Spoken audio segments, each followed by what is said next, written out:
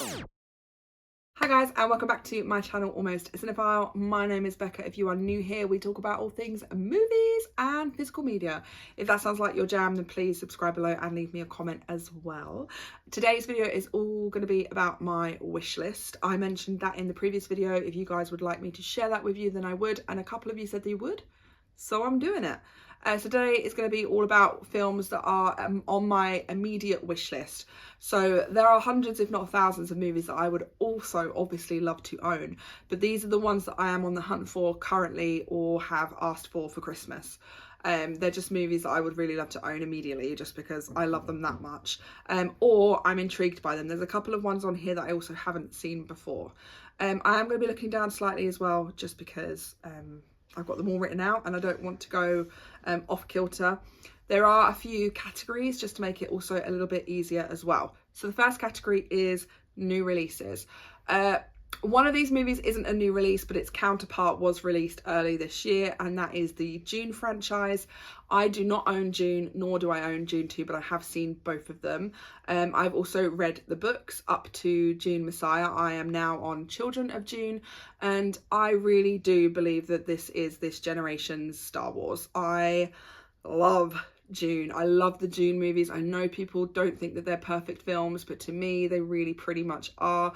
They made me tingle in the cinema. I loved them, and when a film really does that to me and encapsulates me and I am sucked in, that's when I know it's definitely going to make my like favorite 100 lists of all time.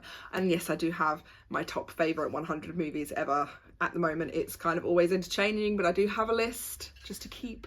Dune was very, very drawn out, and I do understand that Dune 2 then also was pretty much like a really quick vomit of the rest of the book. The book is in two separate parts and there's a bit of a time gap between the two, so I kind of get why Denis Villeneuve did that. I loved them. I can look past all those things. I love the choices of colour, especially in the second film when the Harkonnens are all in black and white. I love the choice of actors. I think everybody has done a fantastic job, and I really enjoyed Timothée Chalamet in this film, as well as Javier Bardem playing Stilgar. He does a fantastic Stilgar. I just really enjoyed the world. I have a feeling Denis Villeneuve is probably going to stop at like Dune Messiah and not go any further, and I respect that. I wish he would go a bit further and maybe like completely open up the world. I know there's also a mini series as well on one of the streaming platforms. I've not seen that yet, but Dune and Dune 2 are definitely on my list, like very, very high up on the list of ones I want to collect. And I'm hoping if I get them for Christmas that I can watch them all on Boxing Day, which I'm hoping is going to happen. We're going to have a Dune marathon. We had a Spider-Man Into the Spider-Verse marathon last year, which was fantastic, but I'm hoping to have a June one. Another film that I actually don't know much about at all that I have asked for Christmas and is high on my wish list is Love Lies Bleeding. This stars Kristen Stewart, and honestly I don't know who else because, as I said, I really don't know much about this movie at all. All I know is that it made a lot of people's favourite movie lists this year, and has been or is currently their top favourite film of the year. And that's the only reason. I've not seen it. It could be a dud for me, but I really want to explore a few new movies to me as well. I don't want to just buy things I've already seen. And that's one of the ones that I haven't watched that I would love to give a go. And the last one on new releases is Longlegs. I don't know if this is going to get a DVD release. I'm really holding hope that it would. I'm pretty sure it probably will, but I really, really would love to own a copy of Longlegs. I saw it recently and absolutely loved it. It gave me proper Hereditary vibes, but it went in its own direction. Really creepy undertones, long still shots, kind of making you think that something's going to happen when it wasn't. The character of Longlegs himself was horrific but fascinating all at the same time, and Nicolas Cage really added his own flair of deliciousness to that person. He was creepy in every single way, and his delivery of all his lines was just spot on perfection. One, if not the top film of the year for me. Next category is Japanese movies. If you didn't know, I'm a huge lover of anime and animated films. I really do love the genre of Japanese movies, and I always have really enjoyed that part of the world and what they have to bring to the table.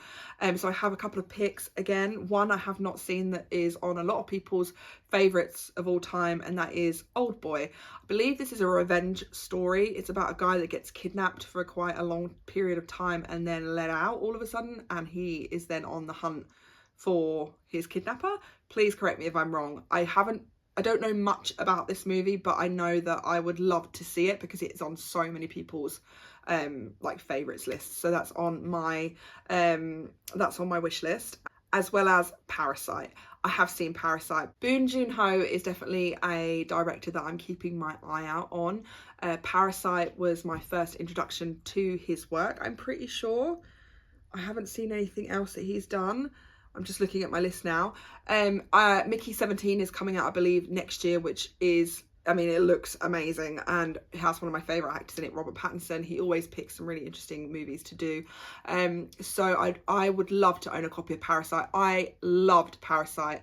I always try and recommend Parasite to people that haven't seen it before, and they always say, no, I don't want to watch it with the subtitles.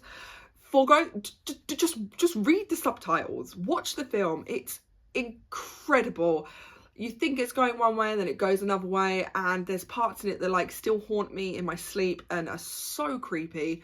I love this film, and I really would love to own a copy of it. A couple of animated Japanese movies that I would love to own is Perfect Blue. It's a story about fame and stalking, and it's a really psychological thriller. There's a few scenes that I would be really careful about. Maybe look into this film before you watch it. There's some trigger warnings, definitely. But it's definitely a really interesting look into the world of being famous, especially over in Japan. And I just love the animation style, the way it was written, the dialogue, everything about it really gives me seriously chilling vibes. The stalker character, horrific. Definitely give it a watch if you haven't. And the second Japanese animated film I would love to own that is my favourite of all time is Ghost in the Shell. I also really love Ghost in the Shell. I think Age of Innocence. Both of those movies are honestly brilliant, and I see them as basically one big movie. But the first one really just blew my mind. It takes a few watches to really understand it. It's very it's basically about like AI technology and souls and what it takes to be a human being, and it really dives very deep into that. This is the movie that inspired The Matrix, and The Matrix, if you didn't know, is one of my, I think, like top 3 favourite franchises ever. So obviously I had to find out what inspired The Matrix, and Ghost in the Shell kept popping up, and ever since I have fell in love with it, and I would love to own it. A few films I want to collect because of the directors. I would love to start having little pockets of collections, if you can see my collection, based on directors and their work. And one director I really have been incredibly fascinated by is Ari Aster. I know a lot of people only like Hereditary, but I fall into the category of loving everything he's done so far. Beau is Afraid I've not finished. I've pretty much got like 3/4 of the way through on it. It's a very long film. Midsommar I really enjoyed. I know people really didn't like it. Again, I really enjoyed it. Very interesting deep dive into grief and relationships, and the cult itself was just really interesting, creepy, horrible. I love the graphicness of Ari Aster and how he just puts it on the screen and makes you look at it for a really long time, and you just keep thinking like, take it off the screen, take it off the screen, take it off the screen. Nope, that man puts it back on in your face, back in. It's really just torturous, his work, but I adore it. Midsommar to me is the most rewatchable. Hereditary I've only seen once, and that film made me scared of the dark for at least a month straight. I've not seen it since. So you may ask, why would you like to own a film that you know frightened you that much? I still loved Hereditary, and I love watching people react to Hereditary after I'd seen it. I was like, what do people think about this film? This is mad. Turns out we all kind of think similarly. But I would love to have it. I know I would want to watch it give it a rewatch, one day, but at the moment just collecting it would be great, because it is one of my favorite horror movies that's ever come out, because I feel like if a horror movie made you that scared, then it did its job. And that's all I can say about that. Another director that really fascinates me is Yorgos Lanthimos. I do have a couple of his works already. I have The Lobster and The Favourite. I'm yet to watch both, but I have seen A Killing of the Sacred Deer, which I really, really would love to own as well now. I don't have it, but I would love to have it. I would also really like to have Poor Things and Kinds of Kindness, which are the two most recent ones. Again, I haven't seen these films. I don't know a lot about them, but I would love to own them. And the last director who fascinates me greatly, but I know a lot of people are, you know, they will either love him or hate him. He's very controversial, and that is Lars von Trier. I have seen most of A House That Jack Built.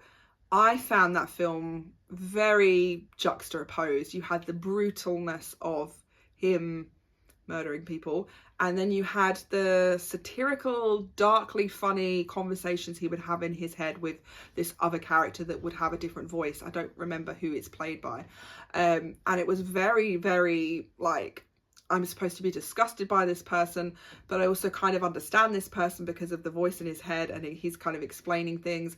If you didn't, he's got OCD as well, so he keeps going in and cleaning spots even though there's nothing there, or thinking that he's left spots of, you know, bodily fluids in places, and then when he goes back they're not there.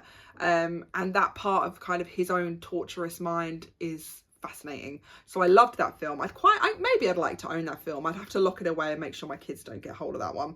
But I also would really love a copy of Melancholia.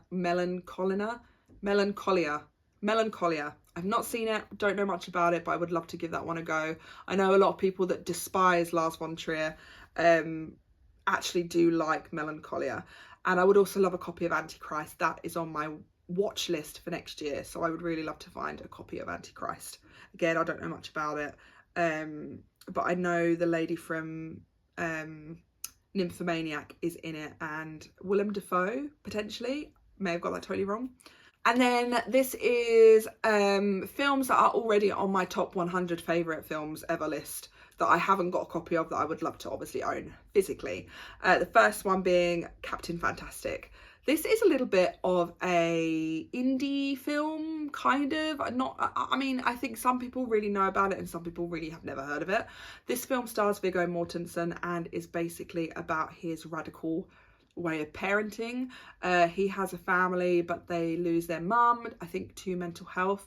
And we follow his journey on finding a balance between his radicalism and his ideas of how he wants his family, and bringing in a little bit of the kind of modern day conformist parts as well. And you see him really fighting against that, and then, you know, eventually embracing parts of it, but still remaining true to himself. And I just think this is the most feel-good, fantastic film I've ever seen, ever. I showed my parents it.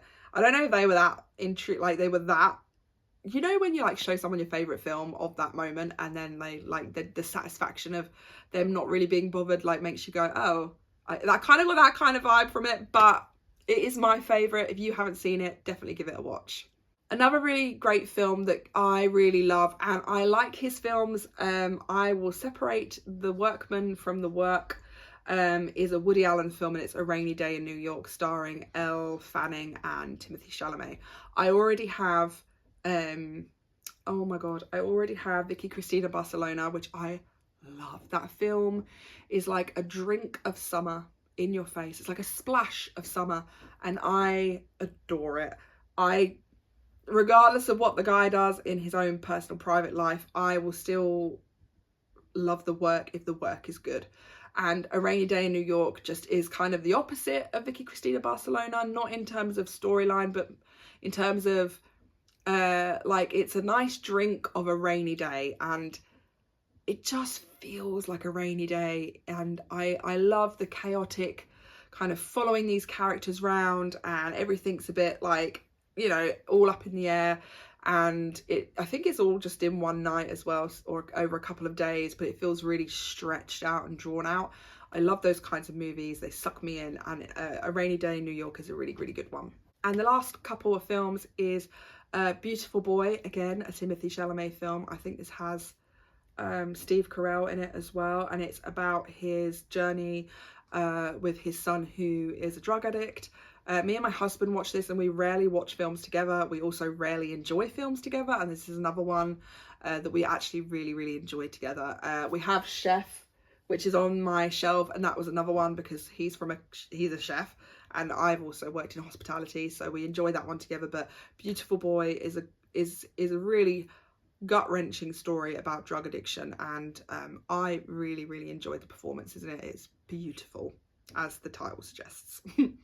And the last film I really would love to collect, another one of my top 100 films, is Under the Skin. Another kind of indie, I think this film was made for Channel 4 or by Channel 4, starring Scarlett Johansson, who plays an alien who comes to Earth and basically entraps men into this house that's all black, and then they sink into the floor and things happen. She can't talk, or I don't think she does talk at all in the whole film, but it's about her getting to grips with what it is to be human, I think. She wears like a human skin and wants to have human experiences, and in the end the ending is very weird, and this whole film is very dark and very weird. I think as you get to know me on this channel, you'll know that my tastes skew to the very weird stuff. That's what I like. I love horror, but in terms of like film genre overall, my favorite genre are those weird, creepy films. They just get me, and I feel like I get them. So that is another film I would love to own. Please watch it if you haven't. It's the score is haunting, and the acting is beautiful, and the way it looks is delicious. Very grainy and just haunting, and some scenes in that have never left my mind ever. And yeah, if you like films like that, then you would love Under the Skin. So that is what is on my current wish list. I may make a few of these throughout the year as my wish list obviously changes. If I collect things, then obviously they're going to be off the wish list. So I would love to do more, just to show different genres of things I'm interested in, and different movies and things that I'm kind of in love with at that moment in time. I think that'd be really cool. So if you feel like that would be a great idea, then give me a thumbs up. If you like this video, you can also give me a thumbs up. Yeah, so I hope you enjoyed my wish list video, and let me know in the comments what's on your wish list. I'd love to know. But I hope you enjoyed this video, and I'll see you in the next one. Bye.